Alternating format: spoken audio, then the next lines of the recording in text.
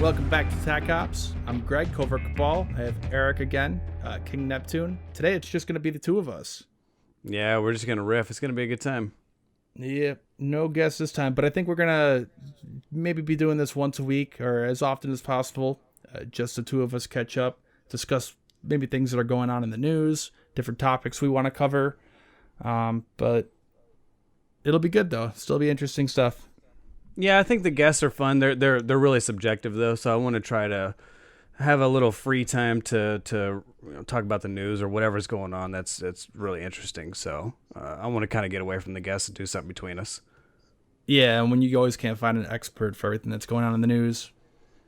So the first one that a lot of people are talking about right now is this beluga whales thing. Do you want to give the people a little bit of background on that, Eric? Yeah, so it only started blowing up today, but apparently this beluga whale surfaced near a Norwegian. I want to say it was some kind of research ship, or I'm not sure what they were doing out there. They looked like they were out there working, whatever it was. And it had this strap. It had two yellow straps around it with like a blue strap that connected them, and something that maybe was mounted to the top of it at one point. I'm not sure, but you could see this strap on. If you go to Covert Shores' website, he made an amazing graphic about it. It's fantastic, and you can see what this whale looked like. But there's also video of it too. We'll throw it on the video when we get done. We'll edit it in there for you guys.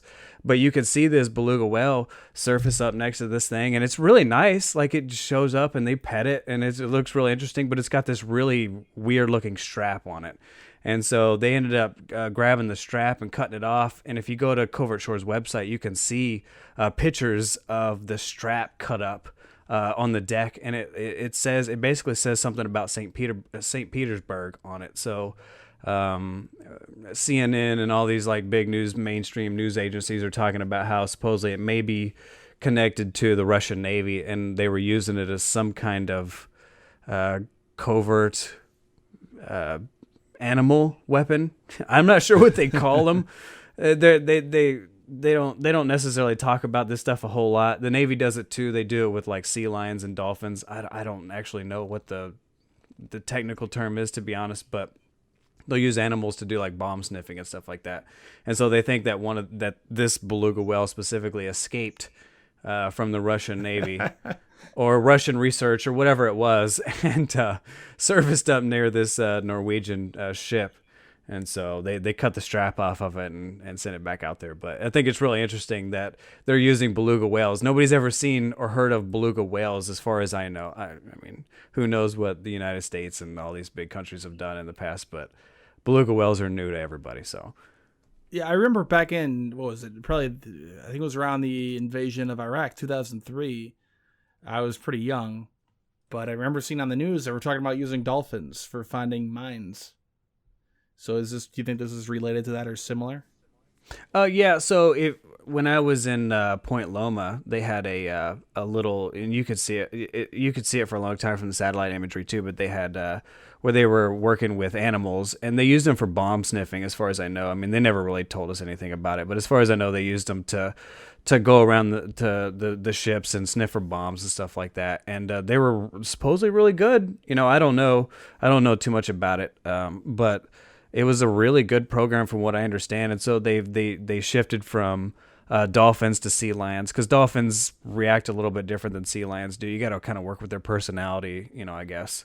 And so I think it's really interesting, they talk about this beluga whale, because the beluga whale is similar to a dolphin, but it acts completely differently. They're a little bit more friendly. They have a different personality. They can swim backwards. Dolphins can't necessarily swim backwards. So it gives you a little bit different dynamic, and they like to be treated differently and like to be big pods.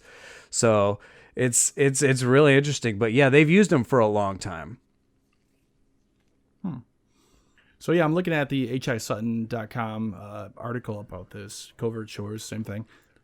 So they just wrote right on it, I guess the label on that harness said equipment of St. Petersburg. That kind of seems a little obvious if this thing escaped. Yeah, it seems a little obvious, but I don't know what other story would be better. You know, maybe they put it on there as a koi because there's some guy keeping beluga whales off the Norwegian coast somewhere in the secret house. Maybe, I don't know. And they, if it escapes, just blame it on the Russians. Blaming everything else on the Russians. They just come in and fuck over everything else. I don't know. Maybe. Yeah, but well, I'm saying I don't know if there's anything too nefarious or anything too sneaky, but having the name right on it, too cool. It does seem really odd if they're gonna be using beluga whales as this kind of covert secret underwater weapon, that they would put like property of the Russian MOD on the side of it or whatever. You know, it's I completely agree with you. I think it's really odd. So I don't know. That's why nobody knows what to think about it. They're just assuming, I guess. But yeah, the pictures are pretty incredible, and looking at the video now too. I'll post a few of these pictures. Hopefully there's no problem with copyright laws, but yeah, all right. If you're watching on YouTube, you should see a few pictures here. If not, check out that hisutton.com. He has it up there. It's a unique story, a little bit different. Yeah, I'm glad we'd had episode 4 on with him, man. He's super fantastic. I really enjoyed that podcast we did with him. It's funny because I was really worried about like being on a podcast with him because we're gonna like maybe conflict about like who's gonna be the most submarine knowledgeable person or whatever. But I think we had a really fun time. I really enjoyed having him on there, and I can't wait to have him on and talk about narco subs and stuff like that. It's gonna be fantastic, and I love him because his artwork's great, and he's up to date. Like this just happened today, and he's already put up artwork about this thing, and he's actually researched it. And he's not just an artist, but he's a really good researcher, and he's actually, you know, collected all this data for you to research on his website. It's great, man. It's fantastic. The artwork is kind of funny too. It's just a beluga whale with the harness on it and a camera on the back. But yeah, that was awesome having him on. I'm really glad we did. That was incredible to be able to talk to somebody with that much knowledge. And that's the great part about doing these podcasts. Get to talk to so many interesting people like Josh Dean. And we have a few other people lined up. Some really interesting people. Yeah, seriously. And look at this beluga whale, right? So if you look at the Covert Shores image, he uses 2 yellow straps, and you could mount anything you want at the top. You could put a laser there. I'm just saying, a camera and a laser, so you see where you want to shoot at. So this thing swims up, boom, you just hit it with a laser, it swims off. Nobody knows. It's just a beluga whale swimming away. I'm just saying, beluga whales with lasers. It's a thing. It's a thing. Do lasers work very well underwater? If you get close enough, they can. It's all about distance, right? So they're not gonna penetrate very far. But if you hug that thing up right next to it and you just kind of let it hit that spot, you could drill a nice little hole in it. I guess so. Yep. So, I guess, you know what I kind of want to talk about a little bit. This isn't quite what we had planned, but I've always been interested in, maybe you can shed a little bit more light on it. I know I've mentioned it before, is sonar. You guys can detect all this stuff, right? On submarines, you can actually figure out exactly what kind of marine life is out there. Would you know there's a beluga whale? Well, it really depends on how knowledgeable the sonar team is, because they sit in that shack all day and they listen to all that stuff all the time. And it's not, I don't think the Navy necessarily says, hey, look, here's what a beluga whale sounds like, here's what a bottlenose dolphin sounds like, here's what a blue whale sounds like. I think they just kind of sit out there and they just are nerds and they enjoy listening to that stuff and they kind of learn it. Yeah, you almost have to be to do that kind of job. Yeah, but there's a huge difference between what a biologic sounds like and what a machine sounds like. So, right. Generally a whale doesn't sit there and go... It doesn't repeat itself. Yeah, and it doesn't hum. Rate. Right. Yeah. It'll have its own little personality. So so there's big differences, yeah. And I think we talked about it before too, but I bet there's so much machine learning out there that can identify this stuff right away. So the sonar operator doesn't need to have all that knowledge. It probably would still be useful.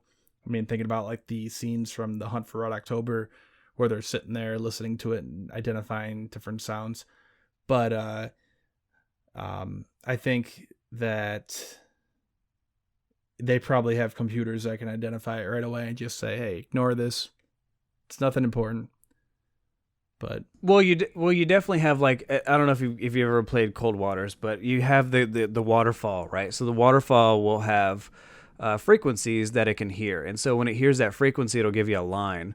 And so that line will just go over time, and so you'll have a literal line on your screen. And so if you match up those certain frequencies, you can look at your intelligence and go, okay, well, these 5 frequencies generally match up to a kilo submarine, or they match up to some kind of Chinese DDG or American DDG or a merchant ship or whatever it is, right? So you can actually figure out the noise and differentiate the differences between basically everything.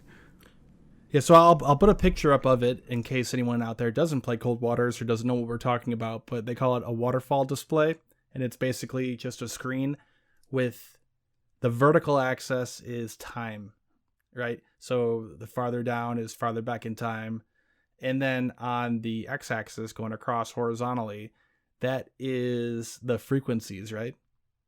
So you have really low frequency and then gradually getting a higher frequency. And in Cold Waters, right, I know they show a few different lines. So are these ships and these boats and everything, they're emitting sounds at different frequencies at the same time? And that's how you identify it?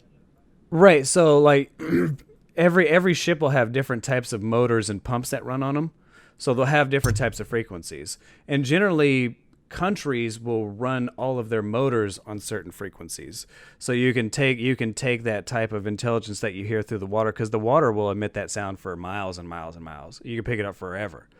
So you can passively pick that up and run it through the computer system, and you can have, locally in your computer system, you can use what you can to try to figure out that sound. Now remember, it's just sound. You can record it.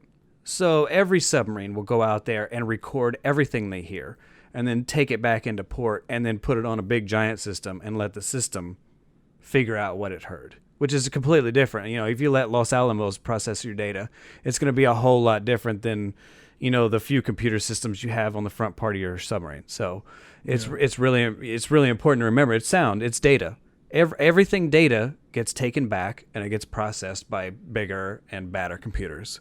And like you said, machine learning, AI, it's all of it. That's the big bad part of it. Do they do that automatically with all the recording data? Or do you, I'm not sure if you would know this stuff, but for example, obviously every time a sub goes on deployment, they record everything, and every single time do they take it back and analyze it? Or is it only if they hear something different or unique? Well, I mean, it's like data in general. You just assume that they take it all back and they process it. Yeah. Oh, and I'm sure that they will, they can scan through it and go, this is just people bullshitting about the baseball game or whatever. And then, here's where they were actually on mission doing stuff, because remember, there's schedules and there's timelines. Like the Navy knows what we're doing. So they're not going to necessarily hone in on, while we're transiting out to wherever. They're going to hone in where we're on mission. Right. So so they'll have timelines where they can home in. It's data like everything else. And I'm sure they have all kinds of crazy computers that can process it now. Who knows what they can do. The other interesting thing is something they do not show in Cold Waters directly is so they have these passive sonar detectors around the boat, right? I know I think it's a Virginia one I've looked at more closely. They have 3 on one side of the boat, 3 on the other side. They have the chin one, correct? And then they have the towed one behind it. And I think do they have one on the conning tower as well? Yeah. So submarines have had basically sonar on every panel for a long time. It's not anything really new. You see it a lot more now because the side scan sonar, which is, and man, I'm not a sonar tech, and the Virginia class is a little bit newer to me, but from the guys I've talked about, basically that side sonar you have on the side is passive, and it's only designed to pick up basically sound coming in from the side. Because when you have a sonar dome, you got to remember the sonar dome's way up front.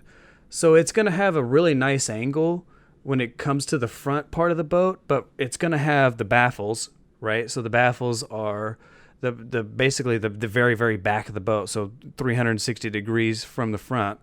You can't hear that through sonar because you're basically trying to hear through the boat, which you can't do. So you have this blind spot. So you try to put as many panels as you can wherever you can. So you try to pick up as much sonar or as much sound and as much data as possible, right? So then you have the towed array, which is what you drag from behind to try to hear what you can from behind, pick up data from the surface, whatever you're trying to do with it, right? So all of those panels are essentially just passive panels trying to pick up data from maybe a really far away battle group, right? Because remember, if a battle group is in the middle of a war, they're going to be just super active. Everything in that battle group is just going to be going super active. They're not even going to let a submarine get close just because they'll hear it. They'll just see it, right? And so if a submarine's way, way, way far back, they can hear that a lot easier with the more data that they have coming in to the computer system. So you just basically try to pack that thing with as many panels as possible. So that's what you're seeing now, especially with the astute. You look at the astute class, the Virginia class, they're covered with the side panels now. It's just you just try to bring in as much data and process as much data as possible. Yeah, the thing I was getting into, so a lot of the behind the scenes, or if you ever look it up, you'll see some footage on board a submarine. Majority of the time they have the screens blurred out, but they also, along with that waterfall display, I don't know if there's I'm sure there are different names for them. So you have one where it's looking at on the x-axis or horizontal axis, you have different frequencies, and then there are other ones that have different bearings. So it'll still be the same waterfall with on the vertical axis, it'll be time, and then the x-axis will be in different directions. They don't show that in cold waters. I think it just tells you right away what direction the contact is. But those are interesting to look at too. I wish they showed that on there. That would be more fun. Right. I mean, well, you got to remember they try to make it as accurate as possible. But when you're on sonar, you're not just trying to figure out which direction, but you got to remember the depth. If you're going against an active submarine, there's a depth associated with it. If you shoot a torpedo at 50 feet, there's going to be a big difference if that thing's at 1,500 feet. It may just completely overshoot it and never see it. Right. So it is important to find that X, Y, Z axis. Yeah. So is there must be another screen then showing depth as well? That's always a problem trying to express 3D information on a 2D display. So you have one, the frequency, that's not really expressing where it is in space. Then you have one showing the bearing from the relative bearing from the boat. And then you must have one for how deep it is, right? Man, I wish I could tell you. I was never qualified in sonar, so I went up there and I enjoyed listening to the shrimp and the whales every once in a while and the dolphins, but I never got that deep into it. I honestly don't know. I was a mechanic, so I wish I could tell you. Even if I don't even know if I could tell you that, to be honest. Yeah, it's interesting though. Like I say, I always find that so fascinating how much information you can get out of a few sounds. But one other question I had. I'm not sure if you know, but does sonar have some sort of PRF, like how radar has what is called a pulse repetition frequency? So what it does is it emits a few sounds, or for the radar, it emits a few pulses, and then it'll have to stop and listen for the returns, and then it will emit more, and then stops and listens for the returns. It probably does the same thing with active, even though they don't really use active sonar very much. Yeah, I mean that's what active is. You just send out pulses and ping off. Then you have something. To stop and wait. Yeah, and hope you hear it. And that's the other thing. That's what sucks about active is because and that's the same thing with radar. If you send out an active energy pulse, more than likely they're gonna pick it up because they're gonna sense it. Because you remember you got to hit that thing and bounce back. Right. So you have to literally give it twice as much energy just to see it back. I don't know how to explain that any better. I'm sure that's a bad way to explain it, but yeah, they're gonna hear it. Like it'll take half. They're obviously gonna hear it. Yeah, right, and exactly. It matters more for sound because sound is slower. Right. That's why submarines never pop up and just throw a radar up, right? Because you could easily just pop a radar up, go active on a radar, and hit everything within 12 nautical miles, if not more, and you could see all of it and hit them with missiles, right? That'd be super easy. And you could do that way before. But the problem is that you may not. They may be stealth. They may be that new DDG 1000, right? That's fucking super pointy and super stealthy and just not enough for your weird old 80s radar to see it. and you're going to miss it, and they're going to hit you back. So Yep. you don't want to go active. You want to sneak up on them. It's all about being a ninja, right? You got to try to get as close as you can.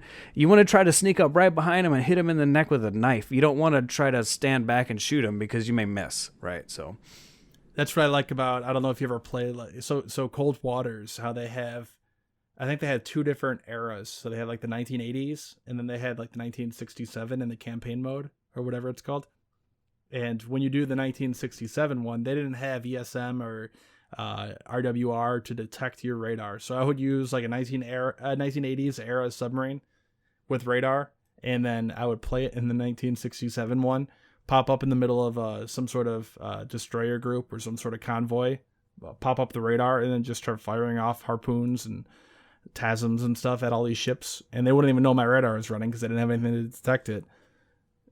But then when I tried to do that in the 80s era, yeah, they'd send out a whole bunch of torpedoes after me and aircraft, and I'd have to dive real quick and run away.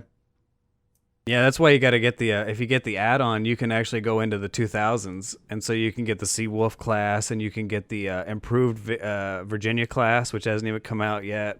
You can actually they actually have ballistic missile submarines and SSGNs and stuff. It's Really? pretty cool. You got it is free. It's a free add-on. Like and it has Russian submarines. It has surface ships. It's great, man. It's free. You should totally get it. Where do you? I'll get Is it you on, guys like, the link. Steam Workshop? Yeah.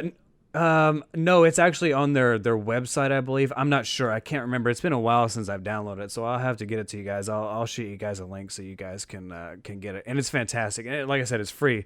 You should totally get it. And you can have 8 tubes with 18 VLS tubes. It is fantastic. And they have swim out torpedoes now, so they don't have a launch noise anymore. It's great, man. It's super fantastic. You should totally get the add-on. All right. Well, I guess I know what I'm doing when we're done recording here. It's just all this And I talking need to about get- sonar. I need to get DCS World. I still haven't got that yet, and I've been hearing a lot of good things about it. So that's gonna be on my list to get. Oh yeah, that one's fun. The only thing is it's very, very graphics intensive, and I play on a laptop, so it doesn't. Graphics are nowhere near as good on a laptop because the graphics cards need to be small enough to fit into a laptop. But it is a lot of fun. Yeah, I have a pretty nice PC that I think I could play it on, so I think it's gonna be fantastic. I'm gonna try to get it this if not this week, then this weekend for sure. Oh yeah, you'll be good then. All right, so we got a little bit off track there. The other thing I know you mentioned you wanted to talk about was what's going on with the Strait of Gibraltar and the Spanish. Do you want to go into that? Oh yeah, yeah. So I think it's a funny. I guess it's a funny story. You see it a lot where you have countries really testing each other, and they will bounce off their borders, and you see it a lot more in aircraft. You'll see the U.S. fly bombers really close to Russian airspace, or you'll see the Russians fly really close to American airspace, and they just really play attrition, and they try to really fuck with each other and just have everybody out there messing around. And you don't necessarily see it in naval ships. They don't. You can't really bring naval ships that close to each other, and they're really expensive, and you don't want to run into each other on accident or have them shoot each other on accident. And so you don't see a whole lot of that, but the Spanish have been really ballsy about it, and they bring in naval ships within the boundaries of Gibraltar, within basically UK boundaries. And so basically, it varies on how they do it, but they get really dramatic, and what they'll do is they'll run in full force, and they'll be blasting the Spanish national anthem, and they'll run into UK waters, and then they'll turn around and they'll just bounce out, and they'll just keep going. And so they're just running in, blasting the national anthem, like, go fuck yourself, and then they just keep going, and it's great. It's so funny, and they do it. They're doing it like every 3 or 4 days now. Like, they're doing it a lot. If you go online and look up hashtag OpWest, so OPW, EST, so OpWest. There's a guy on there that does he lives there, and so he'll show pictures of it, and here comes the ship coming in. It's great. It's so funny. It's really interesting because the UK doesn't know what to do about it. Like, what do you do? Like, we have nukes. Yeah, obviously, they're not going to nuke the Spanish for running a warship into their waters a few feet. But you can't just shoot at them either. You can't just shoot this $1 million ship out of the water because it came a few feet into your waters. So they just have to deal with it. They don't know what to do. And I've talked to a lot of people, and nobody really knows what to do with it. I think it's really funny. I didn't even know all this was going on. I mean, these confrontations between, confrontations if you want to call them it, but I didn't know it was that disputed. I mean, I guess it makes sense. Gibraltar is just such a strange place for the UK to have a landmass or to own land there. But I mean, I guess it makes sense going back in time. You want to make sure you have access going in and out of the Med. And then it's also interesting. So if you look at the map, Spain owns a little bit of Morocco right across the strait there. So on the northern tip of Africa, that would probably be the most northern, or actually not quite, the most northern point of Africa, almost, of Morocco, straight across from Gibraltar. They own a little conclave there. Just kind of it's really interesting.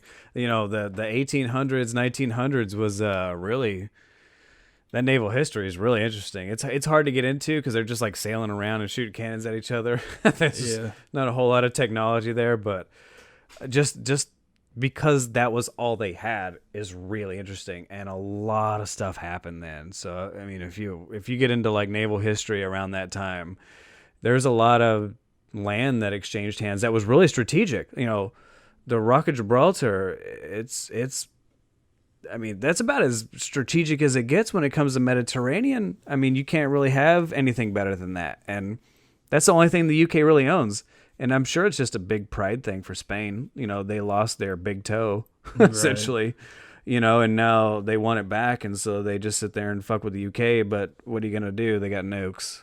I mean, you can't just shoot at them. So, and they got nuclear powered submarines. So you can't just sit there and mess with stuff like that. So I don't know, man. I think it's really interesting. I don't have a whole lot to say on it. I'm not like an expert on the Gibraltar, but I don't think a whole lot of people know that's happening. I think it's fantastic. I think it's so funny. It's interesting how you barely hear from Spain anymore. I mean, if you think back to going all the way back to the founding of America, the 1500s, 1600s, even a little bit into the 1700s, the Spanish were one of the leaders, right? Like they controlled a lot of the New World. And then the UK and France, to an extent, were kind of late to the party. And then after that, Spain kind of dropped off the superpower map. And even today, they're not very involved in global affairs, like to any level that the UK or France is. Yeah, you know, the Spanish Armada was, you know, one of the biggest ever. I mean, they conquered, I mean, you can argue the whole world. But, you know, economies are fickle. You know, when you build your entire economy on one thing, whether it be gold or empires or, you know, colonization, you can fail pretty quickly. So that's why you have to really diversify your economy. And that's why you see America. So I think you're seeing them a little bit more powerful and a little bit more long term because, you know, and I say they, but we've been really diversified. So it's not just manufacturing, it's innovation, it's a lot of things, right? It's military, it's pretty much, we try to be everything, right? Yeah. And so you look at like, you look at like Russia and China, you can really argue that they're one-trick ponies. You know, China for a long time was just cheap manufacturing. Yep. Yeah. We will make whatever the fuck you want for 50 cents on the dollar, you know, if that. And I think they're trying to move away from that a little bit, because they understand that. But Russia with oil and energy just in general, natural gas, I mean, natural gas products, I believe, make up over 50% of all their exports. So it's still an issue there, too. Yeah, and why do you think that they've dug into... I used to live in Wise County, which is, if you've ever watched Gasland, it's a documentary about natural gas. And it's like how they're like really messing up the environment and stuff. And I'm not trying to argue what they did because it's pretty crazy. They set my backyard on fire. But the natural gas going on, especially in Texas around the shale, it is blown up. And I think it's a huge military push. You know, it's not military, but a strategic push in the fact that we're going to push their energy out. They're not going to export it. We're going to export it. And that's what are we doing now? Yeah. We're exporting energy. It's completely flipped. Isn't it like the second largest now? I think the second largest exporter in oil, which it hasn't been since the 70s, or I'm not exactly sure on that, but it's been a while. Yeah, and don't even look at oil. Just look at natural gas, where they were big in. It's huge. It's huge. That's all we've done. I mean, like I'm telling you, if you ever come to Dallas-Fort Worth, I will show you around Dallas-Fort Worth, and I will show you how big it is. There are natural gas wells everywhere. They are everywhere. They are. I can't. You can't go 10 miles without hitting something regarding natural gas, and I think that was a big part of it, was to let's go ahead and push them out, and let's go ahead and take over this energy game, and they have, and it's done big things, you know. Yeah, and then the same issue is, I know a lot of people talk about this, but the Middle East. I mean, think about Saudi Arabia, all those countries, Qatar, and all those oil-rich countries. I mean, I don't know. Do you think they're ever going to run out of oil? Because you know all the conspiracy theories, and people talk about peak oil, as if there's going to be a point where all of a sudden we run out of oil. But I don't think that's necessarily true. As oil starts getting, as there starts to be less and less of it, it's going to gradually happen, and that's going to drive the price of oil up gradually. And so people will use less of it because it's so expensive, and it's more affordable than to find an alternative. But it could hurt them, because that's a majority of their, I don't know the percentages, but that's a majority of their exports and their GDP as well, right? Yeah, I mean, that's what I'm saying. One trick pony. If that I'm not trying to, no pun intended, but if that oil well dries up, you know, you're not going to get anything out of it anymore. And I'm gonna admit right now that I'm a little bit biased when it comes to energy, and then I think that nuclear power should be one of those like very vital things that we put into our infrastructure. And I know we have, but we should really make it another big important push. It's so strange, but yeah, there's so many people so against it, and I think there's a lot of biased people on each side. I'm not saying you, but there are so many people that are so against it, because you know, there are obviously issues with it. You have things like Chernobyl. It's pretty bad when these things melt down, or Fukushima, stuff like that. But in terms of like environmental cleanliness, for the most part, isn't it relatively clean? Well, I mean, it's one of the only energies out there that completely encompass their emissions. You know, you have nuclear waste, and they capture all of it. Yeah. You don't get that in any other energy. You don't get it in anything. I mean, well, obviously you have like solar power and stuff, but that's all fickle based on, is the sun out or is it windy? Like, I live in the north, and solar panels are, I mean, forget about it. You can't have solar panels here, or they're just not cost effective. Yeah, you have to be in that right. You have to literally be in that right environment, where with nuclear power you don't. Right, you can do it anywhere. And so and it comes down to, you know, safety and stuff like that. But when you talk about the Middle East, yeah, I mean, it's oil. Like that.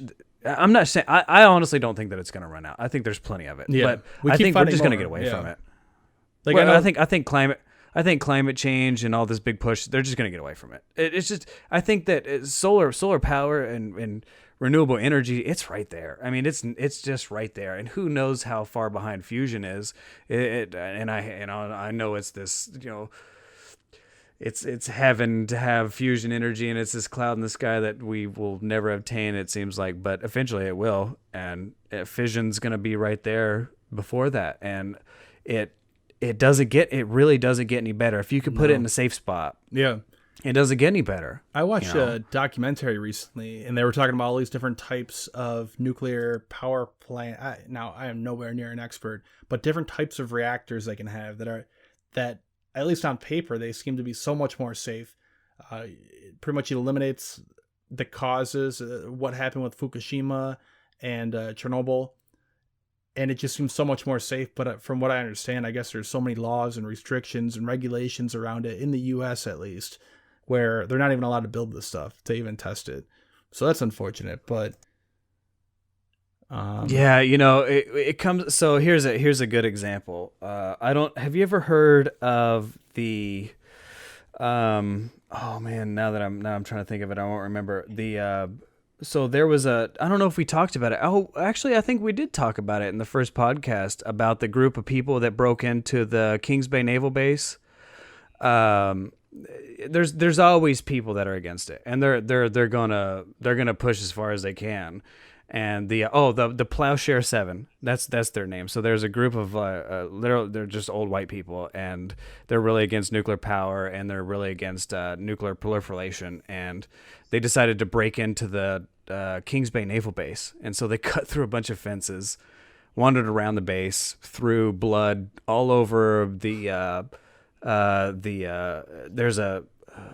it's like one of the main office buildings, and it had their big plaque outside on the brick wall with their logo and stuff, and they threw blood all over it. And it was their blood, apparently. They put it in they like milked their own blood. They milked their own blood and put it in in baby bottles and went around squirting it. And so they put some banners up around one of the Trident. They had like a Trident missile. It's like a like a little memorial thing, I guess, just like a little plaque thing outside, and they put the thing around, and they started banging it with a hammer. It's ridiculous. Like, yeah. And that's the thing. People are going to be against it no matter what. And yep.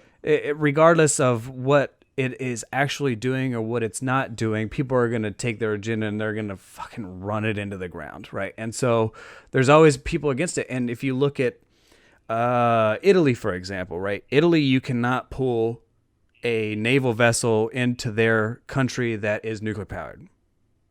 You just can't do it. They won't allow it, right? There's countries that won't allow anything like that near them just because that's their laws. That's what they've come accustomed to. They don't want it anywhere near them, no matter what. And there's states out there that are the same way. And so, like New York City, for example, if you look at New York City, the Fleet Week, the Fleet Week will never pull in a carrier or a submarine because they're nuclear powered, and you can't pull in a nuclear powered vessel into New York piers. Yeah. So there's always these people that aren't going to allow it, and maybe that's a good thing. You don't necessarily want to have a reactor around that many people, sure. Right. And then the other problem is, from what I understand, the nuclear waste. What to do with that. And that's the issue. What was the name? I don't know I can't think of it right now. Maybe you know. That name of that facility they were building out in the desert in the U.S., out in the West, to store the spent nuclear fuel rods for tens of thousands of years or whatever until the half-life of these things. Do you know what I'm talking about? Yeah, And then it just got bogged down in laws and regulations, and I think it pretty much got shut down. I think that's not going to happen anymore. Well, we have spots where we put nuclear waste. There's a big town. It starts with an N. I can't remember. I'll take it as a look up, and I'll but isn't all that? But all that's temporary, though, right? Like this was going to be like a permanent thing, like a long-term solution for it. Yeah, I mean, I don't know. I wish I knew. I know that everybody's having a problem with it for sure, and I know that we're pushing really hard to figure it out. And I think we've figured it out. I think they're going to be storing it underground in like really safe capsules and stuff. Maybe, I don't know. Yeah. But I know countries like the UK, man, they are struggling right now. They are hurt to take care of it. They've got so many dead submarines over there they haven't defueled them. There's submarines that are there right now that were commissioned less time than they've been sitting there. You see what I'm saying? Mm-hmm. Yeah. Like they were active less than they're dead, and they still have fuel in them. Like they still have the nuclear fuel in it. It's crazy. Like it is a huge issue. And that's why, that's another reason why people try to pull away from nuclear power. Like, what do we do? I have no idea. And nobody really knows what to do. I hope we freaking figure it out because maybe we can fling it off into space. Just send it off on a trajectory straight out of the solar system, just somewhere that humans will never be able to catch up with it or it'll never affect them. But then, maybe we'll kill some alien civilization. But, I don't know. Well, that's the dream. That's the dream thing. You just shoot it into the sun, right? But the problem is, it's just too expensive. You just can't afford. And then not only that, can't but afford the to risk of an launch that much. I mean, spaceships still blow up. not as often as they used to. Jesus. But can you imagine one of those things Could failing? you imagine? Yeah. Oh my God, the largest dirty bomb ever, right? Yep. All of Florida's done. Maybe we can have some sort of gun, Jesus. a big gun that can shoot it off. That way you're guaranteed success. Well, that was one of the advantages of the space elevator, right? You could just kind of slowly bring trash up and throw it into the fucking sun. That was one of the big advantages of the space elevator, because it's supposed to be super cheap, and you could do that with stuff like, weapons or used nuclear fuel or whatever you got to get rid of that's super dangerous. Yeah, I don't know enough about it. I'm no physicist or whatever by any means, but I know they've always talked about different issues with that. For example, like you can't find a material strong enough to actually hold together. I mean, because you would need the space elevator to be so ridiculously long, and if it broke for whatever reason, it could become a disaster and a emergency. But yeah. Anyway, so going back to the submarines, we got a little bit off track there. I still have pulled up on Google Earth right here that Strait of Gibraltar, and I was looking at it. That I didn't realize how deep it is. So it gets down to, I mean, it says what 30,000? No, not 30,000. 3,000 feet. There's areas that are 3,000 feet deep there between Africa and Spain. So yeah, I mean, I don't know. I never went to the Mediterranean, so I don't know much about it. I was a West Pat guy, but yeah, I do know that's kind of the whole deal with the strait is you can get anything in and out, and it's huge.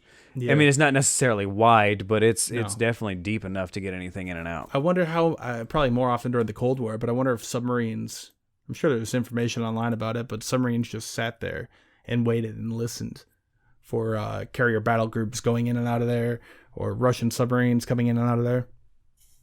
Well, that's another reason you want to own the land, right? Because if you own the land, you could put cameras up, you can put whatever. You put a house up there with a dude just sitting there, and that's all he does is just take pictures all day.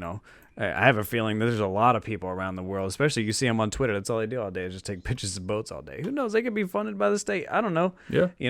That's what another reason it's really important to own that land. But yeah, I mean, definitely you could put submarines there. You could put a hydrophone system there. You could put anything, cameras. You throw a satellite that just sits in orbit over it. Yeah, I mean, you could do all kinds of stuff. Oh, what I wanted to ask, I wasn't able to, but when we had H.I. Sutton and we were kind of talking about the Bosphorus and getting into the Black Sea, can you, I'm guessing no, but can you get submarines into the Black Sea? For example, the U.S.? I doubt you'd be able to get through there without being detected, or if they even allow submarines to pass through the Bosphorus. Do you know? Yeah. So U.S. submarines are not allowed to go into the Black Sea. Okay. So we are allowed to, and I know it's weird, yeah. But you can't have a carrier. No carriers. We are allowed to send in one type of small research ship in, or maybe a warship, like a DDG, but that's it. I think it's just one. And I know. So I think we'll generally have one in there. Yeah, I think there are time limits right. How long it could be in there, and like where it can make port at. Yeah, I think it's called the Montreux. Ruling or whatever it is, treaty, something like that. It starts with an M for sure. I'll look that up for you guys too. But yeah, and so you can't have submarines in there though. They will not. That's why when we were talking about UUVs with Sutton, I said, what is a submarine? Because if a submarine isn't a UUV, you can send in as many as you want into the Black Sea and just cover the whole Black Sea with these robots.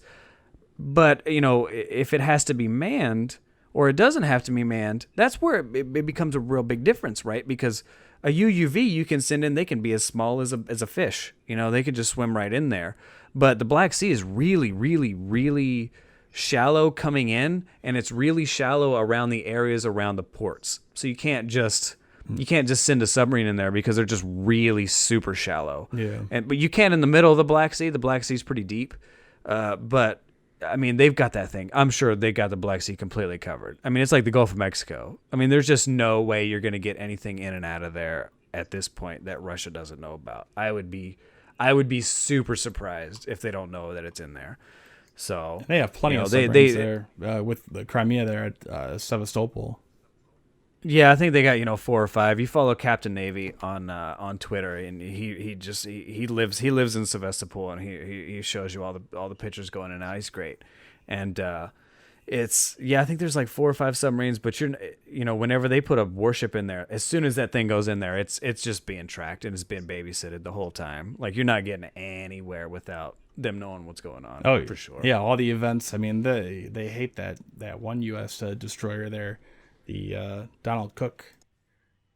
They're always following that one. They're flying the Sukhoi 24s up and down. Or they have that rumor that thing some Russian media was putting out. Supposedly they hacked the ship and shut it down, and they claim that they terrified the whole crew to the point where they made port somewhere in the Black Sea, and half of the crew just like abandoned ship and never came back.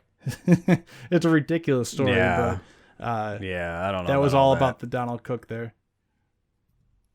I mean, so I mean, it's pretty crazy too, because it's like when we talking about like going through Taiwan or anything like that. You can scare the crew. Like I never experienced that. We were in a submarine. We didn't just get flybys like that. But if you're on a surface ship and you get flown at like that by a fighter jet, it's pretty scary. Yeah, because it's only one bomb. It's only gonna take one bomb to get through. They just launch everything they got. You're not gonna take it all out. They're gonna get you. Yeah, it is scary as hell. I can imagine. I can't imagine. There you go. Yeah. But this was even more over the top than that. They were saying like they were able to shut down the entire ship through some jamming system they had. I forgot the name of it, but it started with a K. They have all these super cool weapons we don't ever get to really see. I don't know. It is what it is. Speaking of straits, then we have the Strait of Taiwan. That's been in the news as well. Yeah, and it's always been in the news. It's one of those little strategic spots where you can do one of those naval flybys. You can put it in that little sweet spot where you can argue that nobody really owns it, but they do. And so lately, what you've seen is normally when they go through there, it's 1 or 2 ships, and they just kind of go through there secretly. Nobody really knows about it. But China knows, and the areas around there know, because they could pick it up on radar or satellite or whatever they got it on. But lately what you've seen, and it just happened today, was the Stethem, the USS Stethem went through there with AIS on the whole time. And so AIS is the automated identification system that naval ships, it's not just warships, it's every ship. Every ship in basically the world, as far as I understand it, will use this system. And so if you go to Marine Tracker or you use any of those type of OSINT tools where you can track naval ships, they use AIS. And so you don't want to turn AIS on if you're trying to do something secretive, because it will tell the entire world where you're at, right? It goes off of a satellite system. And so normally when the naval ships will go through there, they won't turn AIS on because they don't want to make it a whole worldwide thing. They're just trying to show China or Russia or whatever country we're doing this off of that we're there, but we don't want to tell the whole world. But lately, just today, the Stethem went through there with AIS on the whole time, which is that was to send a message. Pretty new. Yeah, and yeah, I'm sure that's a pretty good way to look at sending a message. I mean, that's pretty crazy. They didn't just send that to China; they sent that to the whole world. You know what I mean? And so, and that's something that really upsets China. They do not like that. I mean, it's a strange situation. So they consider Taiwan to be part of China, and from what I understand, Taiwan also considers mainland China to be part of Taiwan. Well, they consider themselves China as well, but just to keep it straight, we just call it Taiwan. So, and don't they actually count the people who live there as part of their population? Or am I wrong about that? I thought I remember reading that one time. Anyway, it's strange either way. But yeah, I wish I was a South China Sea expert, and I'm sure we're gonna have a few on. I've been trying to talk to a few South China Sea experts and see if we can get them on here and talk about what's going on over there, because I'm really interested. Because when I was in the Navy, anybody who was on the Pacific side talked about that, like this, this could be a thing. Like this could be a thing if China decides to invade Taiwan. What do we do? well, you're on a submarine. Here's what you could possibly do, And so it was really interesting to kind of hear the different strategies and I hate to pun it, but tac ops of all of the different stuff that was going to happen there. And so I really want to have somebody who's an expert on, so kind of like having covert ops about all that, covert shores about all the other stuff in submarines. I want to have another expert on about South China Sea, and that's going to be something I really, really dig into is like, why now? Like, why are they turning this AIS on right now? Because they could have done this a year ago and made a big difference. But we seem to be pushing really hard lately, so I think it's going to be really interesting in the future to talk about this. Oh yeah, and that is another, like you said, that was another topic we didn't get time to discuss with Covert Shores. So that one, the narco subs, and then the South China Sea. So we already have a full episode right there. I mean, you could do a full episode. You could do multiple episodes just on the South China Sea. All those islands are building up down there. I mean, it's crazy. It's crazy. It's just the idea that they're just dumping sand into the ocean pretty much and building up some islands that did not exist there before, just so they can claim the territory. It's crazy. Yeah, I mean, if you have the island, you get 250 miles each way, right? I mean, so just throw your island in the middle of the ocean, kind of like we did with Hawaii, because we didn't pour it. It was just there, so we took it, and now we got half the Pacific, throw Midway, throw everything else in there. Holy cow, we got in Guam. I mean, hell, we own the Pacific. So, I mean, I think China's just trying to go south a little bit because they know that Australia's not going to really fuck with them. They know that Indonesia and Vietnam and all those countries down there, they're not gonna argue with them. So, and I think that's the thing. They're kind of trapped there to an extent because the water is not very deep. For say 100 miles off the coast of China, it's pretty shallow. So I know that's what they talk about with that Yulin naval base on down in southern China on that island. What's the name of it? I forget the name of that island. I'll show it on the map. Yeah, I can't. Yeah, I can't remember the island, but Yulin is the submarine base where they have the super cool underground crazy stuff. Yeah, ballistic missile base. Yeah, crazy. It's amazing. It's super cool.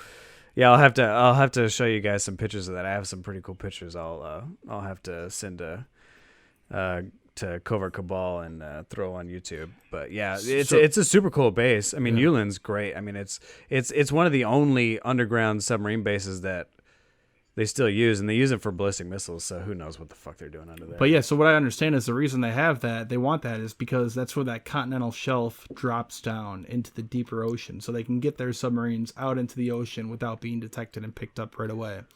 And I think that, because that's the thing, like I started to say, they're boxed off. You have North Korea, you have the whole Korean peninsula blocking them off there. Then you have Japan and those whole chain of islands going down to like Kadena Air Force Base, where that is, in Okinawa. Then you have Taiwan blocking them off, and then further down, the Philippines. So they're kind of boxed in there in a strange way. So I guess if they expand more south, that kind of gives them an area to break out into the rest of the ocean. Yeah, I mean, I don't think they're going to be doing any island building anywhere near Hawaii. That water's pretty deep, so you got to stick with what you can. Can you imagine if it's an economic game? Oh, man. Just right off the coast of Hawaii, they're like, all right, we're going to build a new island. Well, here's where it gets crazy, right? What happens if you start building, like, underwater cities? Because it's going to happen eventually. You think so? I mean, the technology's there. You're so look at but the cost you look of that. I don't even know if that's worth it. That's gotta be. Oh no, expensive. obviously now not, but it's gonna happen. I mean, people are gonna start venturing into the ocean because it's climate controlled very well. True. If we can figure out the structural way to deal with it, you just play in Subnautica. You just go out there and just build it with a wand or whatever. I'm not saying it's that easy, but I mean, it's there. I mean, you're starting to see carbon fiber used, research vessels now are using carbon fiber and all this other stuff. So the technology's coming around, and eventually it's going to be turned into a place where, so what if we live underwater? Do we own this water now? Yeah. Because it doesn't have to be surfaced. So, I don't know. I think it's really interesting. I think the whole naval aspect is where you're going to see expansion, because now you can't colonize. Like, you can't, all the land's taken. Like, you're not going to go anywhere anymore. It's all locked up. Yep. So now what are you going to do? The only thing left is the ocean and space. And space is way too fucking expensive. And the ocean's right there. We can just take a boat out there and take it. Do you ever play? So that's what you're saying. Yeah. Do you ever play the game Civilization? Yeah, I played Civ 5 and 6. Yeah, I always loved that game, especially when I was younger. So there was like a spin-off or I believe it was related to Civilization, but the gameplay, the whole setup, everything was pretty much exactly the same. You build cities and you run everything. But there was a game called Call to Power 2, and that was the first one I ever got back when I was real young. I think it was early 2000s, maybe even the late 90s. And one of the things you could do when you get to a certain level of technology, you were able to build those underwater cities, which was kind of fun. That made me think about that when you brought that up. Yeah, I mean, it's really interesting because it's like this you look at Yulin and it's got an underground submarine facility. You can't see what's going on. It gives you a huge advantage. Imagine an entire city underwater. You're not going to see that shit with satellites. I mean, they're going to have all of it covered. It gives you a huge advantage, especially against the United States, where our main power has always been ballistic missiles and satellites. And so if you take that away from us, I mean, obviously you're not going to be able to take ballistic missiles away. I mean, if you go deep enough in the ocean, you probably could maybe, but you could take satellites away really easily. Oh, yeah. Just a few feet under the water, and you're going to get away from them. So it's definitely a possibility in the future that you'll see, especially somebody like China, who's really gone naval. I mean, they have really buckled down navally. I mean, navally, I don't even know if that's a word, but their naval power has advanced significantly, and they could be the ones that figure that out. They may need it so badly that they figure it out. Just like the Russians have figured out a lot of things because they needed it badly enough. Yeah. So, what's the saying? That necessity is the mother of invention. Yeah, I mean, especially if it's going to do something like keep you alive or make you the most powerful thing in the world, or something that's going to give you that awesome thing that you want. I mean, sure, yeah. I mean, that's what you need. Did you watch that show, The Man in the High Castle?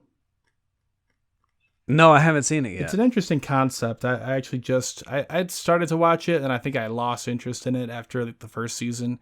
And then just recently I tried to watch it again, and again I lost interest in the second season. So I got a little bit farther along. But the underlying concept is really cool. So it's as if the Nazis had won World War II, and the U.S. is split up between Japan on the west coast of the U.S. and then the Nazis on the east coast. But that goes back to that necessity is the mother of invention. I think the Germans have always been very good at engineering things, but the concept of the show and other shows like it show that the Germans were able to advance so far in technology because they were developing all that stuff. When a lot of these ballistic missiles and stuff were built out of necessity to try to win the war. Yeah, I mean, that's part of the art of war, right? Sun Tzu. I mean, I think it's a great set of rules that you should read. It takes you about an hour and a half. I don't know if I've said this before, but it's great. Yeah, it's a short book. It's kind of my Bible. It's kind of my Bible that I live by. But you got to understand that attacking is not necessarily a necessity. It can be, but defense is always a necessity. So you're always going to see people pour way more resources into defense than. And they can always shore up their lines, right? They can always put up a fort, or they can, put up missiles or whatever it is. They can always protect themselves. They can put up walls a whole lot easier. So defense is always going to get you a whole lot more. You're going to get more out of your resources than you would attacking. So that's why you have to make sure that your attack is going to win the war. If you don't think your attack's going to win, that you should hold off and figure out how to do it. Yeah. Or just attrition them to death, hold back and just kill off their supply line and knock them out. But that's a book I have not read for a while. I read that book just for fun when I was in high school, I believe. So when I was like 13 or 14, I had just read that book for fun. It's a really the Art of War. And then the other one is, did you ever read The Prince by Machiavelli? No, I never read that. Similar. It's not quite as much around war, more politics in general, but similar. Interesting book. Yeah, I like The Art of War because I've always been in business, and it's a really good way to look at business and the fact that it's not even really business, just competition in general. It could be sports, it could be whatever. It's you're kind of at this war. You may not be killing each other, but you're trying to win no matter what. Yeah. And so if you take those rules and you apply them, it has to be generally metaphorically. Like you're not gonna, if you're playing basketball, you can't really apply spies to the aspect, but you could. You could, right? Yeah, you could always pay off somebody like a referee to make the game whatever you want. That's a way to do it, right? They're spies, right? You could pay the game, right? So I think it's a really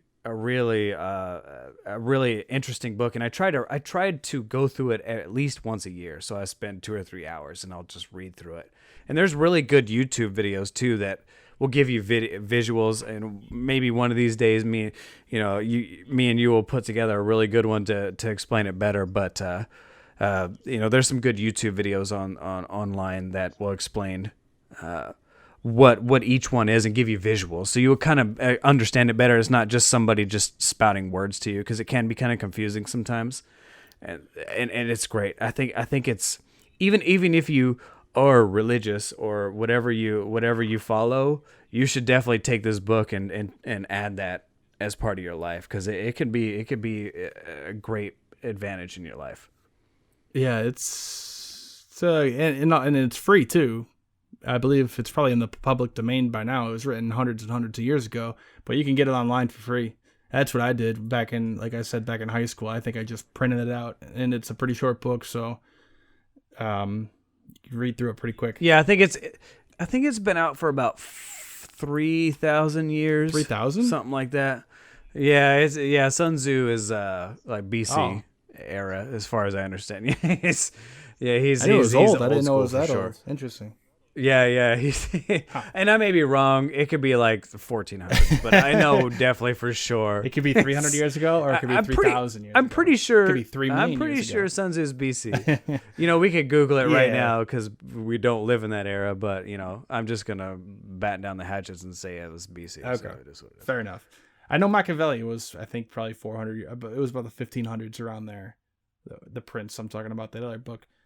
But the other topic, I don't know if you want to discuss it a little bit, is space. Space is always an interesting one with warfare. You talked about underwater and maybe underwater cities, but space is always a very hot topic when it comes to war. And I think a lot of people don't understand. So the only real treaty that is stopping people from fighting in space or building up military assets in space is called, from what I understand, it's called the Outer Space Treaty of 1967. And the only thing it really bans is weapons of mass destruction in space. The thing is, they don't clarify what is a weapon of mass destruction.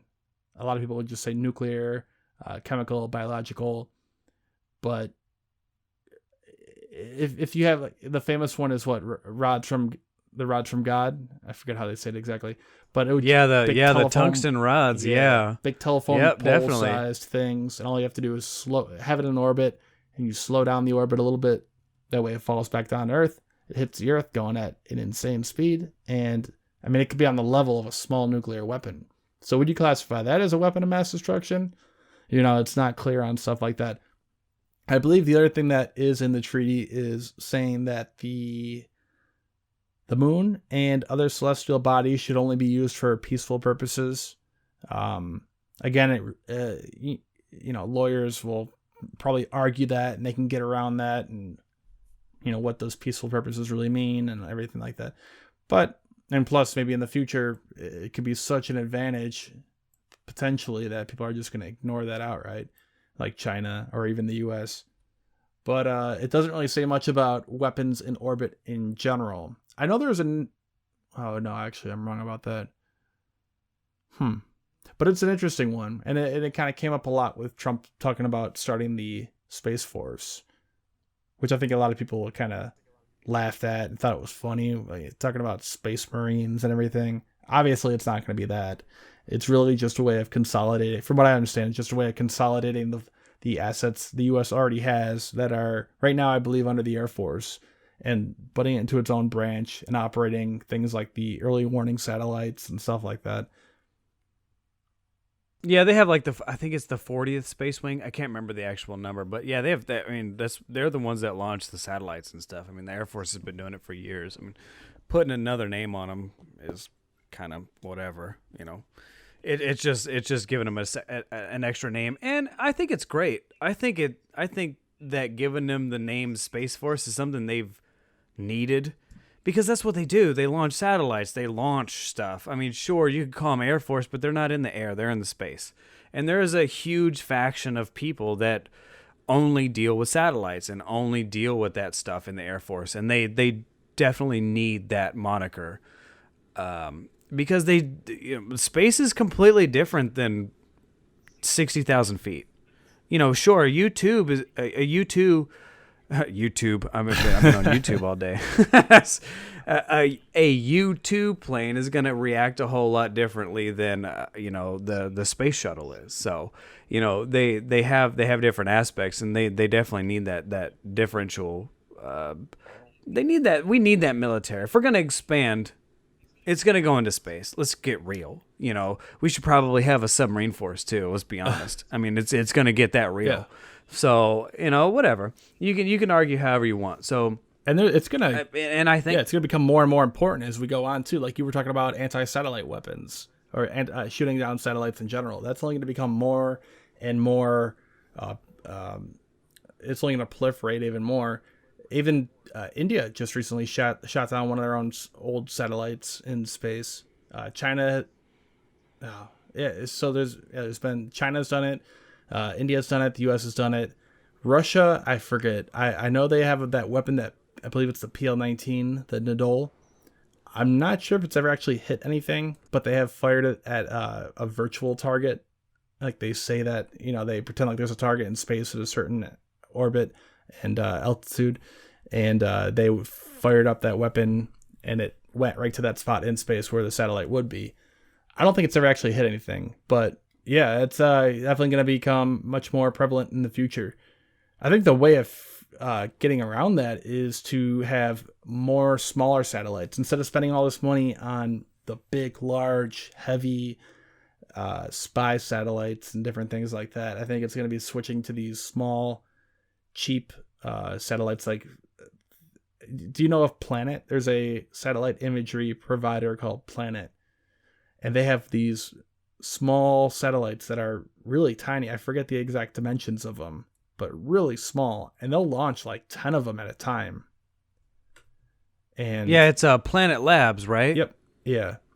Yeah. They're one of the big big players in OSINT when it comes to like satellite imagery. They're great, man. And they're super fantastic. And they have so. I didn't know they had satellites like that. Yeah, they have so many of them that if you were to shoot one down, or they have so many that they can take imagery of pretty much every spot on Earth, pretty much every single day.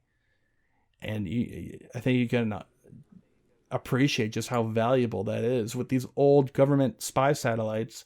People think that the U.S. government has these satellites up there and we can see every spot on Earth anytime. But that's not how it works. These satellites have to be in orbit. They have to keep moving. Otherwise, they're going to fall back to Earth. And they can't see everything at all time. So if you start switching to these smaller satellites and have a whole lot more of them, the weapons to shoot these down are expensive. I mean, you need these large ballistic missiles to get all the way up into space. And they can outweigh the benefit of shooting them down if you have so many of them. The GPS satellites launched, I think, in like the late 80s, early 90s. GPS has been around for a long time, and I think there's 22 or 24 satellites that just rotate around the Earth, and they give you complete coverage. And so you take one of those out, you lose a huge portion of the GPS system, right? The other thing is that a lot of people don't understand is GPS And those satellite systems, they're secret, right? So GPS has been around since the 80s, but nobody could log into the system, right? You couldn't just go buy a Garmin until, what was it, like 2005 or 2006 when GPS got really big. But that system had been around for a long time because they had the whatever treaty it was where those satellites would now be open source to the community, the whole world. I don't remember I think it was Clinton who signed that ruling where GPS would now be open to everybody, or maybe it was George Bush. I can't remember. That was incredible too. But they just gave away this to everyone for free. Like how much we take that for granted. Oh yeah, we can know exactly where we are at any given time for free. Now imagine, taxes pay for it, but still. Yeah, exactly. Now imagine you being the military, and you being the only one in the world that has that power. Spain doesn't have that. North Korea doesn't have that. You can argue maybe Russia or China has a rough version of it. Yeah, they do. But we've had that shit for a long time, and we were accurate to the spot where you could take a turn on a highway and know exactly where you're at, where they would know within a block or 2 or 3 maybe. Like they were super inaccurate, and then it would be spotty because they wouldn't have enough satellites. We had this shit 30 years ago, and it was that good.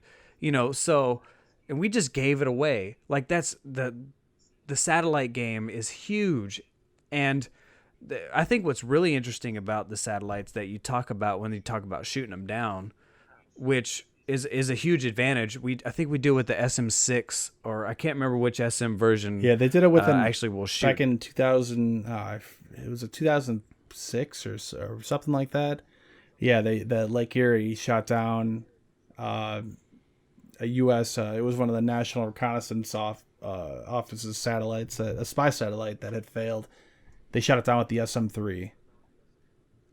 Right, and so which is great, but now we've realized how bad that is, because now we have this huge orbit full of debris and bolts and just scrap from these explosions, and it has caused a huge issue with our satellites. Well, I don't know where now they're going to get hit by something. I don't think that one did necessarily. I think they planned that one out to minimize that as much as possible.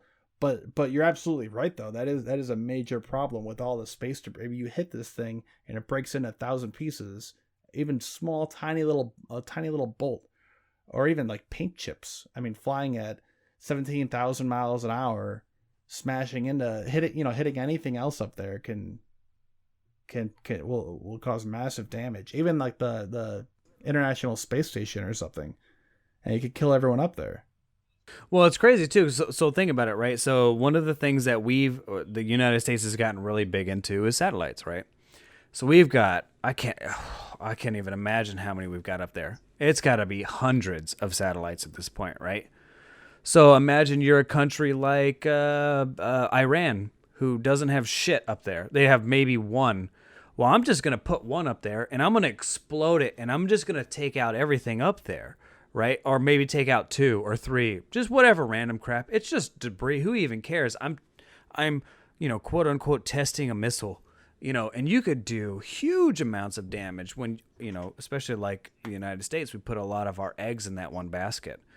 And so, yeah, I mean, and I think that was one of the things that China knew they were doing was we're going to throw this thing up there. We're going to explode this thing because we know that the United States has gone all in on satellites, almost, all in on satellites. That's all we've done is just launch stuff. Yeah, it could be a major problem. And so, yeah, I mean, the reliance on technology in general. It's a way more issue for us than it is for them. And that's where you see Russia really doing a lot of stuff. It's just more of an issue for us to do these things than it is for them. So they kind of win in that little battle. So. Yeah, I think that's starting to change, though, with China. China's starting to build up. They have their own GPS system called Baidu, I believe.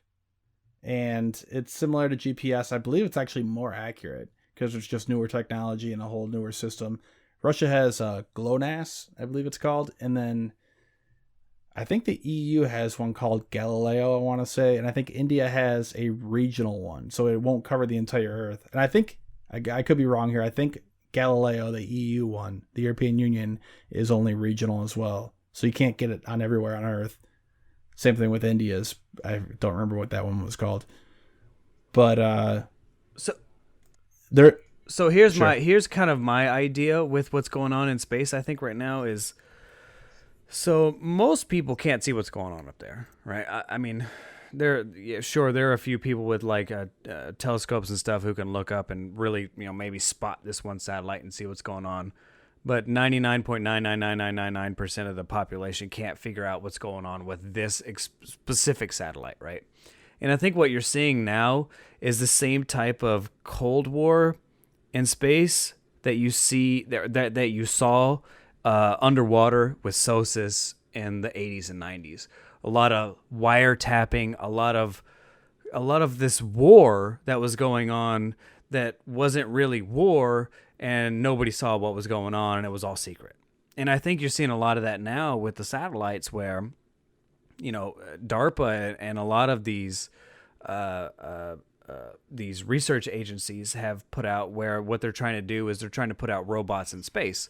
So what they want to do is they want to have repair, quote unquote, repair robots, where this robot's going to go to your satellite and repair it. But, you could do whatever you want with that robot. You could send it to another satellite and unrepair it, or whatever you want to do with this robot. And nobody's ever going to see it. Maybe those two countries do, because they have the assets to look at that and see it happening. But the public doesn't see it, and nobody's really going to argue with it. And so it becomes this kind of like weird underground Cold War deal that you saw with submarines that you see kind of today. And I think in satellites is going on with the same deal, where you're starting to see stuff going on up there that you can't really see. Yeah, so there's two things that are exactly what you're saying. So there's that, specifically that Boeing X-37B.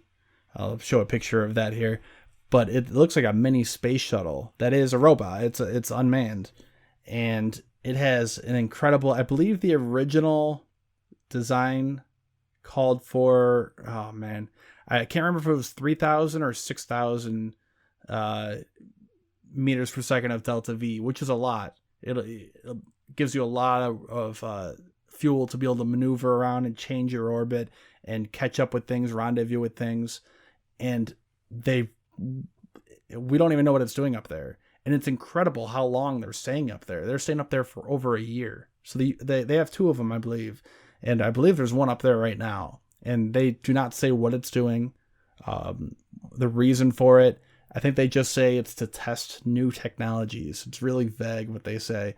And yeah, they think it might be, that's one of the options. It could possibly be to rendezvous with enemy satellites and maybe destroy them or hack into them or something. They're really not sure. There's a bunch of theories on it. And then the other one too, another really interesting one, is they have stealthy satellites. So that's a theory they have on Zuma. That was that famous multi-billion-dollar spy satellite that SpaceX launched a year and a half ago or so, and supposedly failed. But they have been launching. So it's pretty much a satellite that's covered. It has an inflatable balloon that will inflate around the outside of it, and the fabric of it is very opaque. Not opaque's not the right word.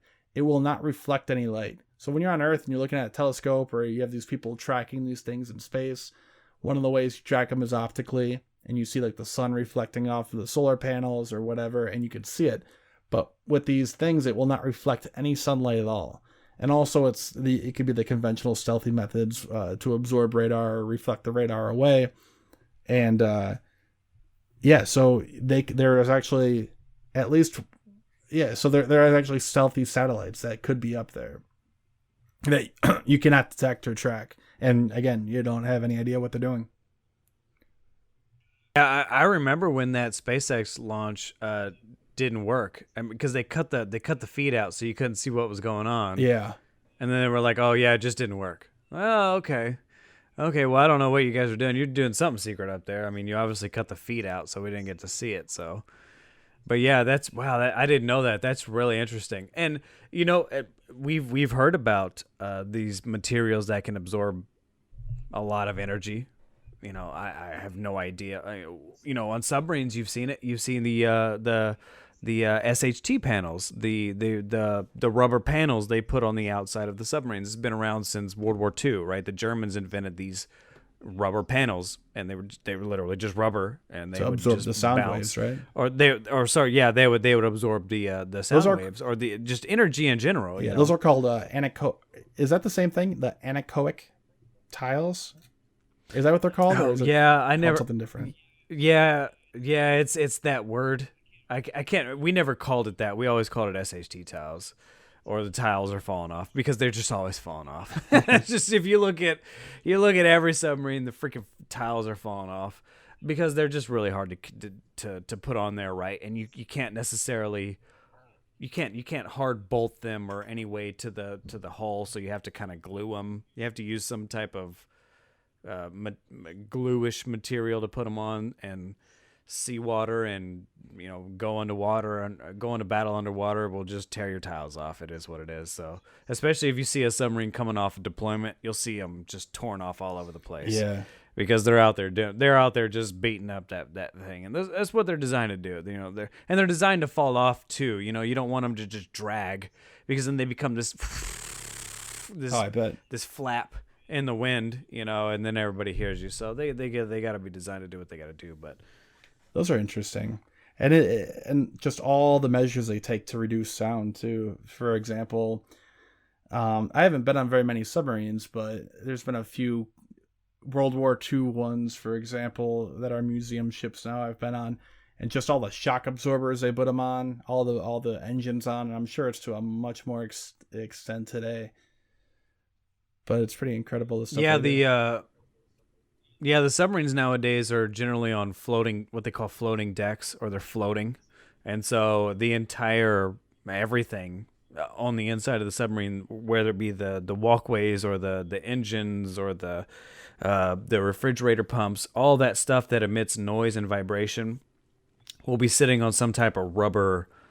like rubber mount, and so you have to maintain those mounts. If those mounts go dry, like you've got a boat that's 40 years old and you never replaced those rubber mounts, they're gonna go dry like your hoses in your car.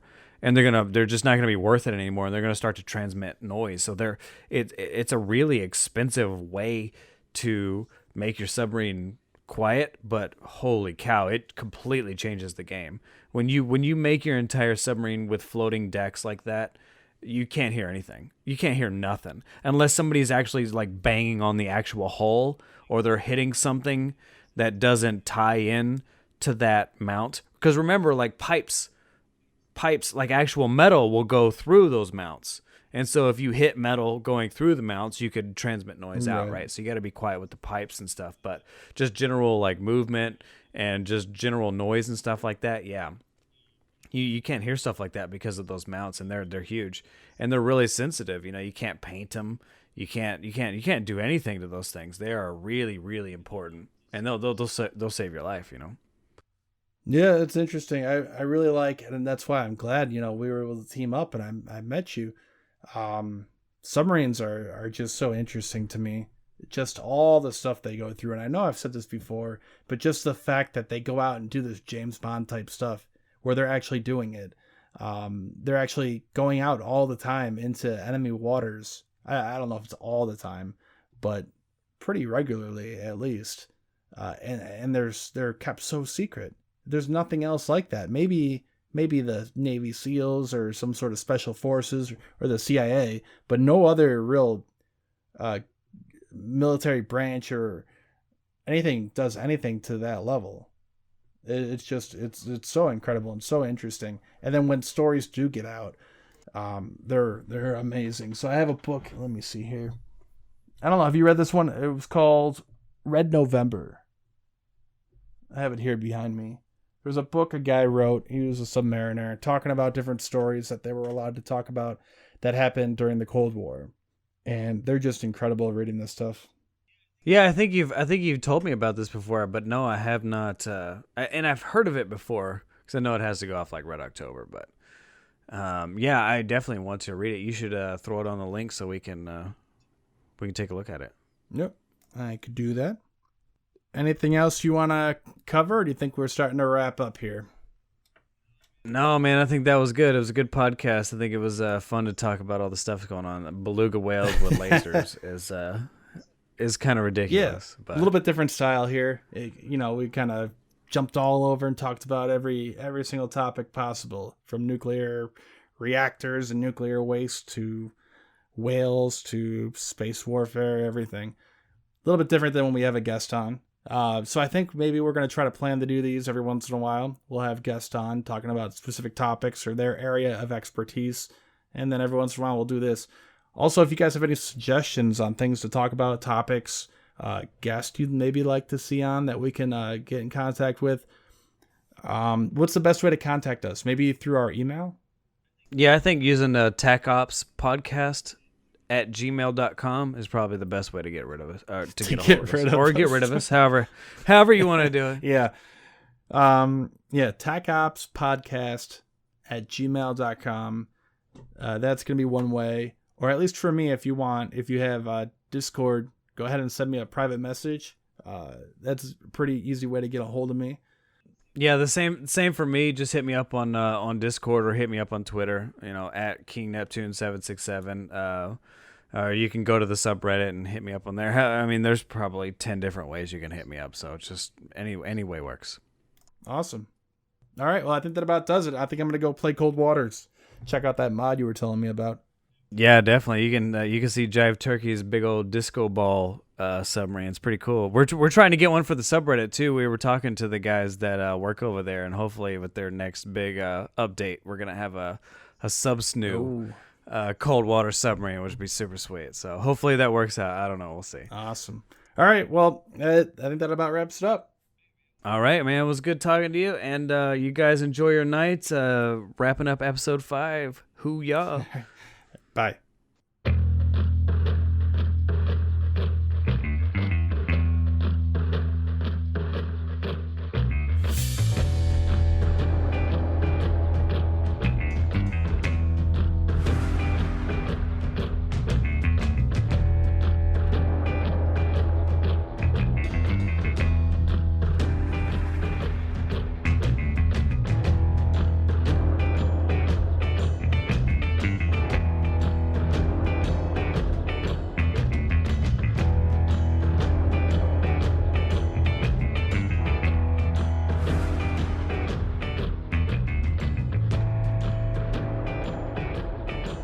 Tech Ops is owned and operated by hosts Eric M. and Greg R., along with producer Kyle Smith.